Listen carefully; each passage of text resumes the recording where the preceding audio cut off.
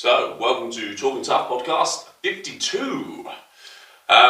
Today we're going to go on a couple of different things. We're going to try and keep it a little bit briefer. 30 minutes we're going to hit today is a little bit of a target, right? Yeah, I think we're pushing that usually well into the 40s. Yeah. And tell us now if you're a listener or watcher, if you think we ramble on too much and you'd rather a shorter podcast, then let us know.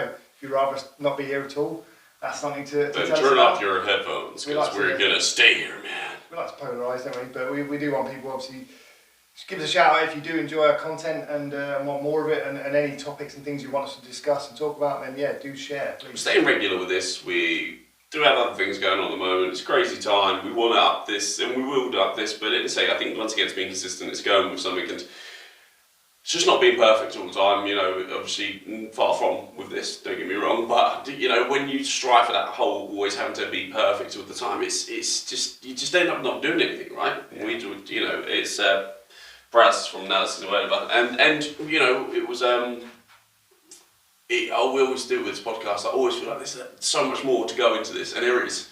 Just hold on, because it'll be there. Anyway, so talking about that non-perfect thing, obviously seamless linking, because that's how I roll. I'm in pieces. Took down a tree, absolutely in bits. So calloused hands. It's like bruised. I've got swollen panic. Like it's like I've done real man work again. I haven't done that for a while, and my body's feeling beat up. And you know, obviously, last couple of weeks we flipped the change the training. We talked about body feeling that. Then all of a sudden, like, got this urge. I've got to go through and do the garden. So for those sleeveless lumberjack shirt on. Mate, there's no shirt on, is there? You know I'm not wearing a shirt. I'm in there. Like before we spoil it, but you're going to be attacking conifers. You get pretty itchy as well with that stuff. I've got to be honest with you, I've learned a lot. I've learned a lot this weekend. Let's say the weekend. So the weekend kind of started on Friday afternoons when I got it upon myself. Last week, for those listening, was a scorchio. It was hot. And, you know, you're spending more time in the garden, anyway, it wasn't looking great, and, you know, I was just like, right, it's time to get in there.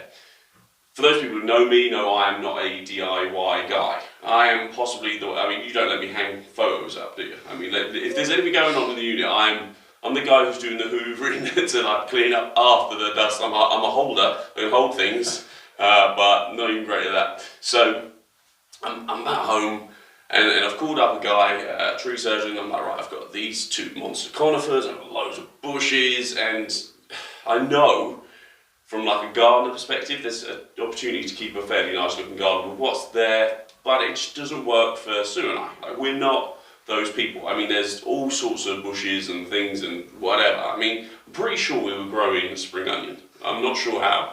But anyway, so I'm like, right now I'm going to get in there, I'm going to forget that, I'm just going to go in and I'm going to do what I'm doing. And so I was like, right, I can weed, right, anyone can weed. So I got out there, first mistake, didn't have gloves, right, so I'm out there weeding and doing whatever, and I rubbed my eye, like I told you, didn't I, go rub my eye, my eyes come up, like puffy, I don't know whether I'm allergic to something, but my eye's like itchy, it's puffy out. I was like, oh no. You know, started off, de-weeded stuff, took a load of bits out, I felt pretty good about that. And I was like, right, now I've got this, right?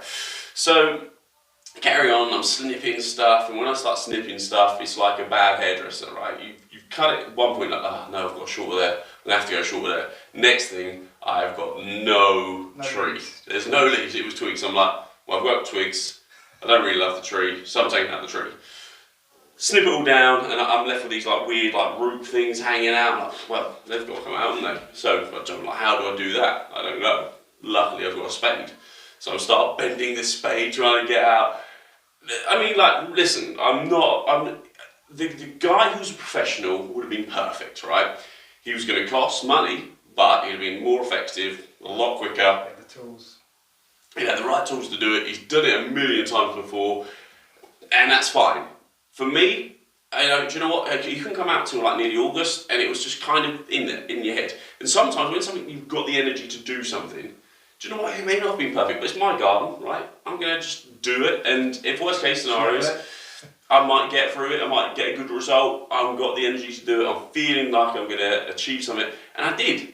Across the back of that fence, right, I got rid of loads of trees, bushes and anything. Obviously this is going to relate to fitness, like I'm just going to still ramble on a little bit. Then I've got these 2 monster conifers in a big bush, and I'm like, I can do that. I'm like, I can do this. Like, yes. Saturday comes around, I woke up, I know I've only got a few hours till like the rain's going to be coming, and I'm like, let's do it. Chop down a tree, chop down a conifer, hand saw, I've done it. Like, and that'd be funny, have you ever just chopped a big tree down? How big are you talking about? If I'm honest with you, and this isn't exaggerating, one of them at least 20 foot. Yeah, it's pretty good. Yeah, the other one, the first one wasn't 20 foot, so don't big me up there. But it was like leaning, it was half dead, it was causing illness to other trees. It's for the tree lovers out there. So I've had to take down the dead tree, and that just come down like, oh yeah, I feel good. But then there's the 20 footer, and I'm looking at this, I'm like, I don't know if I'm being safe here or sensible. Strategically saw. So yes, so you watch things, right? You watch things, and I'm like, right, no one's doing it with a handsaw, right? No one's like, just cut there and cut there. But I'm like, that's all I've got. Use the tools you got. Then I'm looking in my garden, Sue comes out, I'm like, Sue, leave the house. Like, I don't need you anywhere near the house now, go for a walk. And I've seen the space, and I've got a shed near this big conifer. So there's a 50-50 this shed's being taken out, but I've got confidence I'm not going to take it out of the shed. Anyway, go for it. Next thing, chopping it down, the wind picks up, I'm like, oh no, the tree's going to fall on me at one stage. Didn't, luckily. Anyway, got it, bang, the tree is down. I'm snipping all the conifer bits off that are dead, that's all gone. I'm now chopping up the conifer, the actual tree. It is absolutely back-breaking stuff, like it is.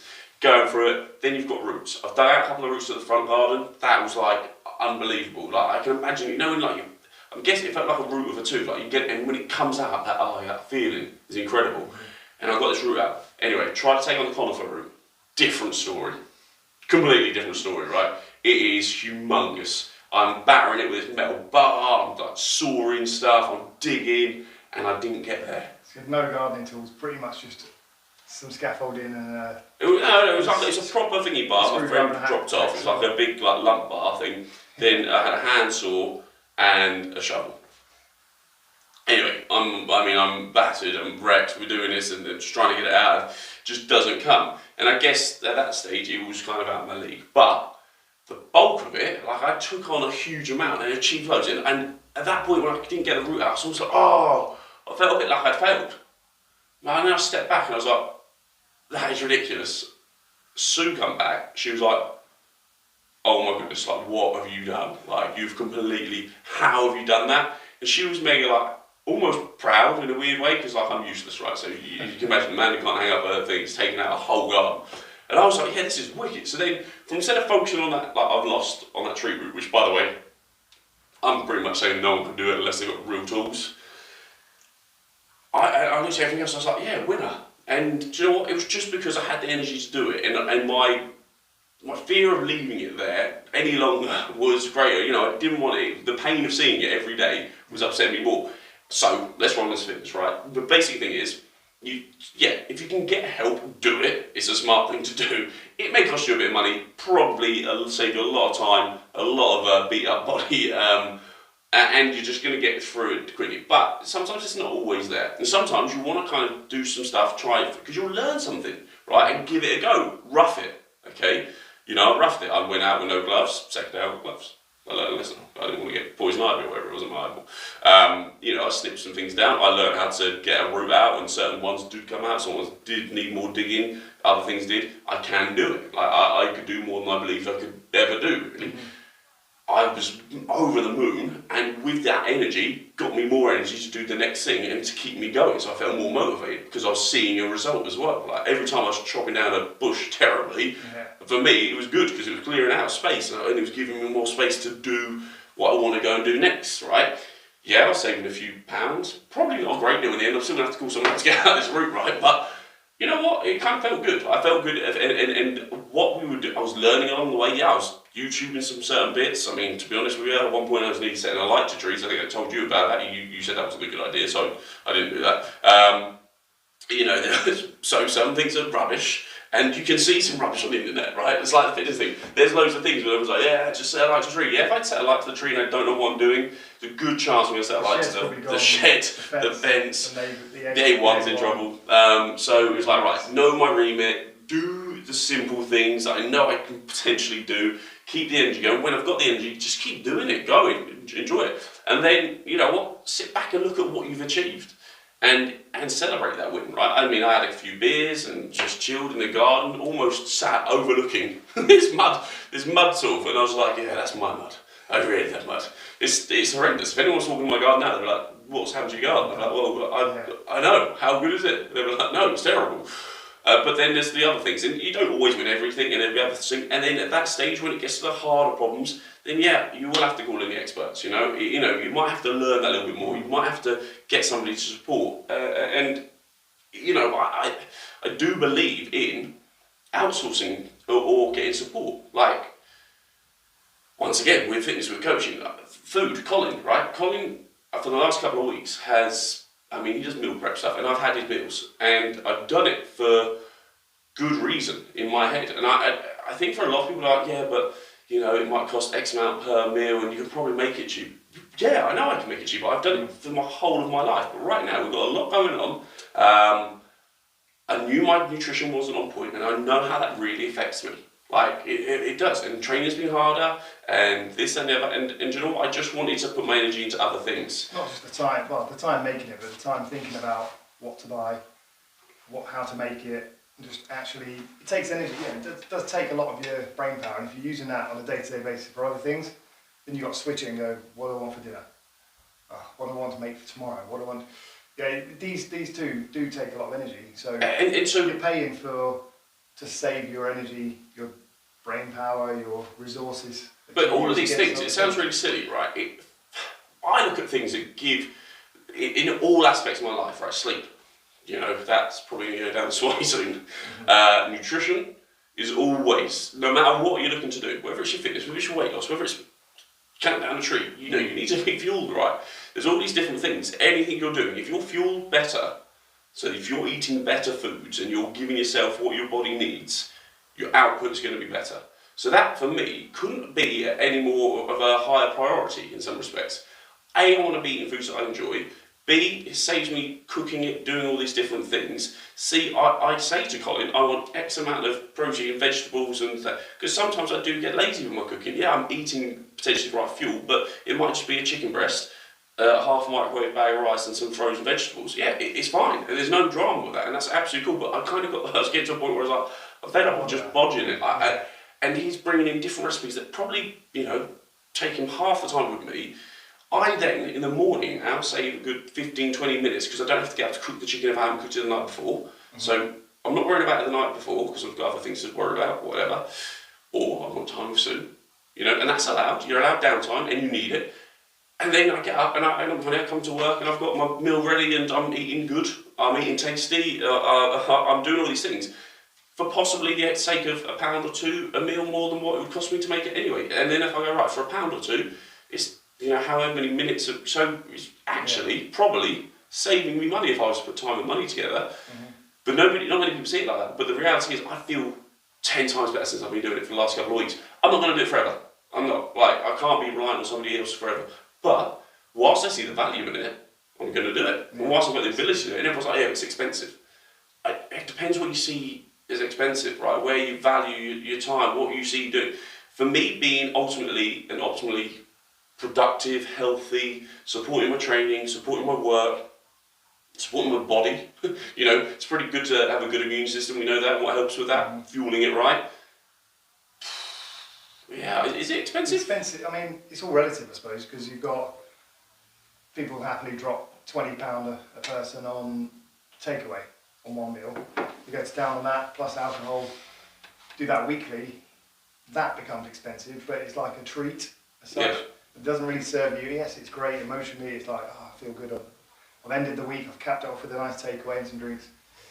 But if you go through the rest of the week eating crap, feeling terrible, to get to that point to make yourself feel better by eating, I'm not saying you shouldn't not have takeaways, they do serve a purpose and they're great taste, and obviously, but you can eat better during the week for probably the amount that it costs for one takeaway. You could eat for the week at home. Yeah, definitely. Well, I know for a shadow of a doubt. Like, I pay for all of my lunches and even a couple of evening meals with Colin that it cost me and Sue to have a Domino's set. So when you get expensive, well, yeah, when you compare Ford Fiesta to a Ferrari, the Ferrari's expensive, but you're paying for that particular experience, I suppose. Yeah. Things are going to be priced differently, but it's what you value. Someone who has a Ferrari values that. Someone who has a Fiesta values that because it gets them from A to B. Ferrari gets from A to B, a different way. Almost makes you feel better, I guess, from someone who's got a Ferrari. Exactly. And as you say, but then it also, there's like, you start thinking, oh yeah, but the reason you got a Ferrari is to cover up for something else, eh? And it's like, yeah, maybe, but it's making them feel better about covering it. I'm not saying it's right. Everyone's got their own reasons for doing things, right? And I'm an outsourcer. I am an outsourcer, and I do that. Sometimes it sounds really silly. Sometimes it'll be a friend of mine who's got a business, and sometimes I'm kind of thinking, right, I'm supporting them as well. Yeah. So there's an element of currency, and I know someone said this to me once. Currency is like a current. It's like a flow. It's like that. As it goes out, it can come back in, and it goes through that, and you're kind of almost supporting your own economy when you're supporting local people. And like they say, you can't always do it, right? No. You can't.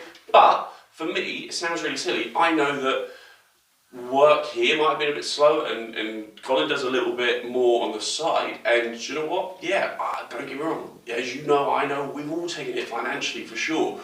But I do still see value in my health, and I know that's something he can support me with, and I can support him then, and that for me is a currency in itself. So yeah, no, definitely this is the time to do that. And there's lots of different things you can ask, like the tree guy.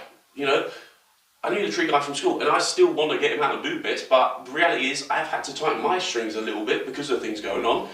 Doesn't mean I'm not going to use it. I'm still going to get things done, but I've got to do it within my ring, and you've got to do it within what you can do that's not going to cause. I'm not going to still go and pay this guy like however much it was, and it is expensive, right? Tree stuff is expensive for good reason because it's good skill, and as I can see, I only spent 2 days in it. He'd probably spend half a day, and I'd probably get a better result from him. So there's time and things, but luckily I've got a bit of time at the weekend, and I'm able-bodied to do it. So right, there we go. It's almost like a challenge, a fitness session, and a different challenge. Listen, honestly. We've got training later, and I honestly don't even know if I'm going to be able to do a pull-up. My grip, I was like gripping, my hands are like, I've got the claw hands. If you ever seen that Friends, it's like, it's the claw. And I feel like that, and I'm like, oh. I'm terrible. I sawed through, I chopped out some roots last month. They're about probably football size, maybe a couple of them spread to like, I don't know, beach ball size, if you imagine that. So they weren't massive, but they were heavy enough, and I think probably lifting one, probably 20 to 30 kilo with a bit of mud on it as well. Yeah. So not small, but I had a garden saw, and I'd dig down, here's a little tip, if they're small enough to do so, I'd dig right down, obviously then saw through the roots, get the heavy stuff out, and obviously then the rest of it would... Yeah, see, I did that with my front roots, and I thought maybe I'd better do this back thing. This back thing, I think, goes into next door neighbours and possibly under it. It's like, the roots were like, I'm not even joking, so the roots coming off it were like that thick. Okay. I'm talking 20 foot might be an underestimation of this conifer that's come down. So not safe to do this, by the way. I should have taken more videos, but I was just in the zone. So I like to outsource. Sorry, I like to try things first, and then outsource if it goes wrong. Probably cost me more in the long run because I like to go out, research how to do it, buy the tools, go right, I'm gonna have a go at this. Christy's like, can we just get someone to do it? I'm like, I've got this, don't worry. I got this.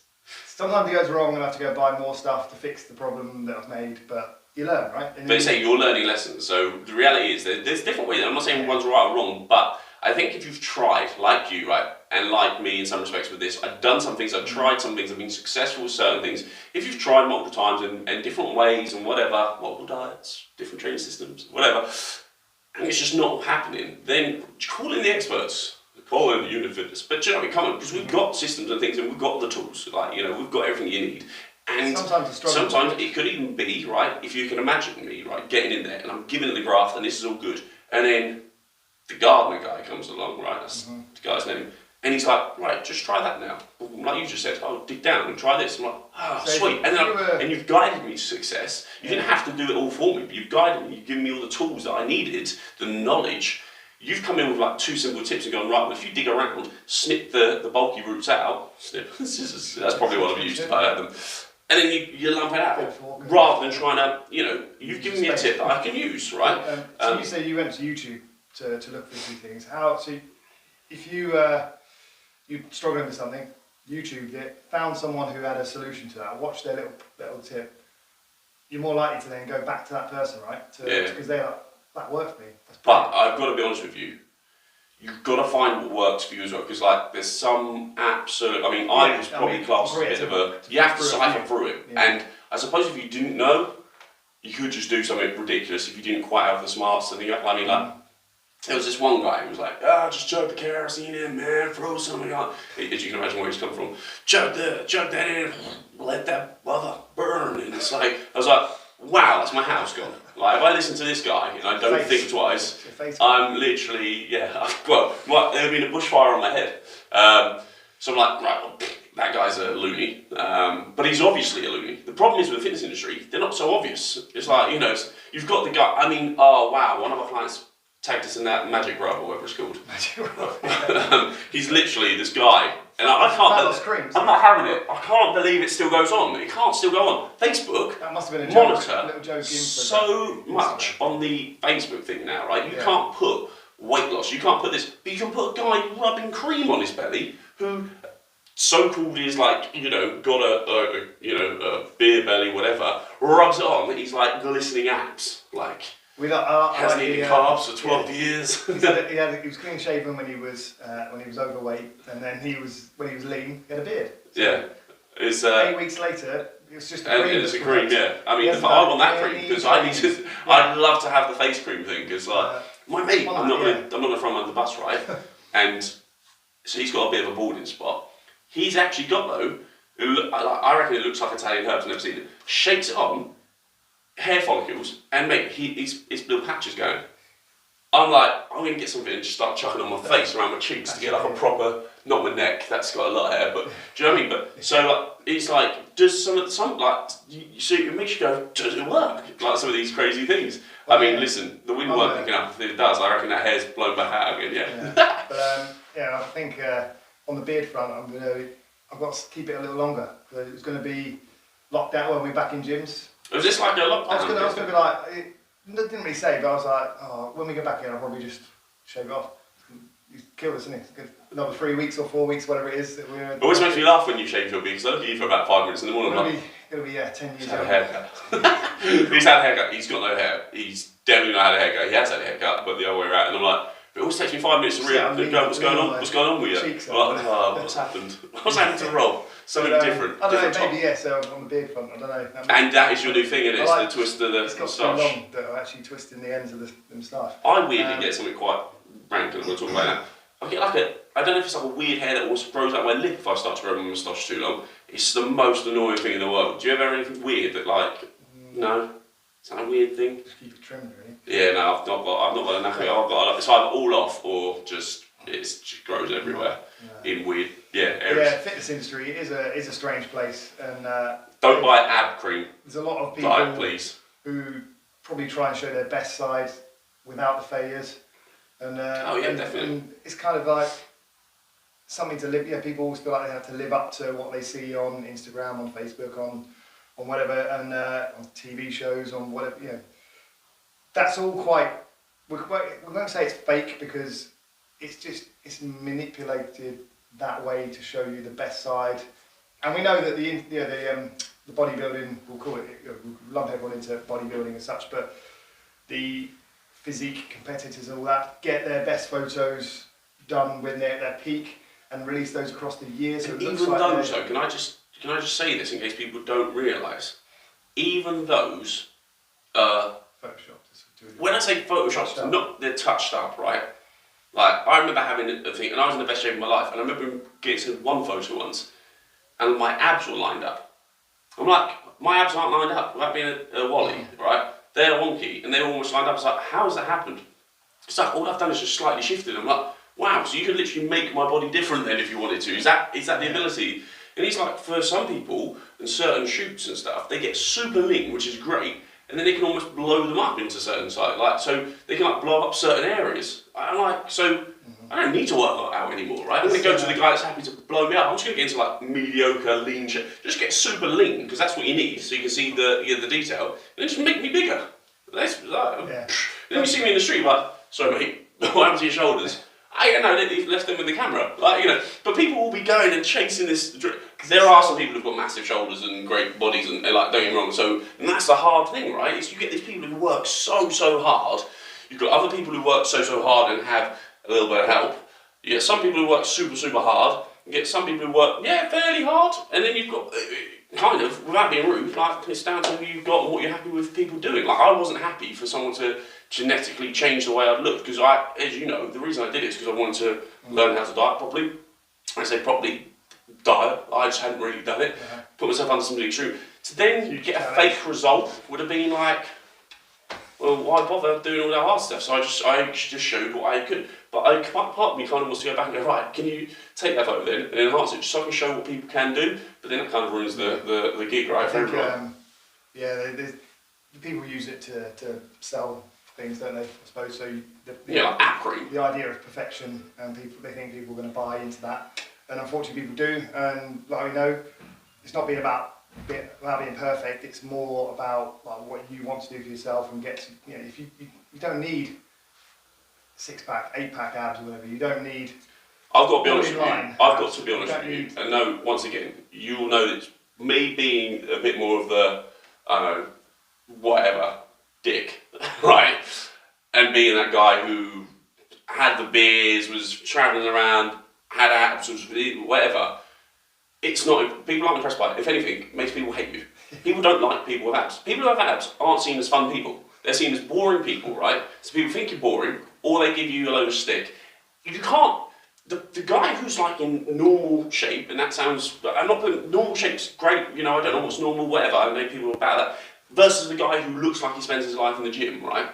The person is going to be happy out, who's in regular happy shape, or whatever should we say, because he can walk around top off, no one gives a monkeys, everyone's happy, he can be in good shape, he'll probably look great, you know, but the guy then who has the abs that you see on the front of the cover, people are going to give you stick.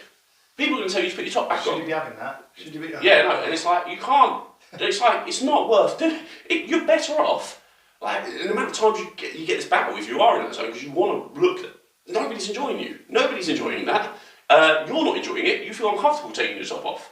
I know people who are like ripped to shreds, and everyone's like, oh, if I look like you, I just wouldn't wear clothes. You would, because as soon as you take your top off, everyone gives you a stick. The beer garden, if you've got abs, right, go to a beer garden, take your top off, like Dave, who's just done 10 steppers, doesn't give a monkeys, right? Dave was over 10 steppers, everyone loves Dave. Dave's the rave, you know, everyone's like, oh, Dave, stand up, ooh. You take your top off, brick. Straight up, prick. You know, like, oh, put away, mate, oh, no one wants to see that. Oh, God, beer, you allowed chips, you allowed that beer. Oh, come on. It's not ideal. Oh, look at me, that's such a hard life. I haven't got them anymore, so I don't have to worry about that. I'm with Dave, 10 stellars in. Lockdown lard, I love it.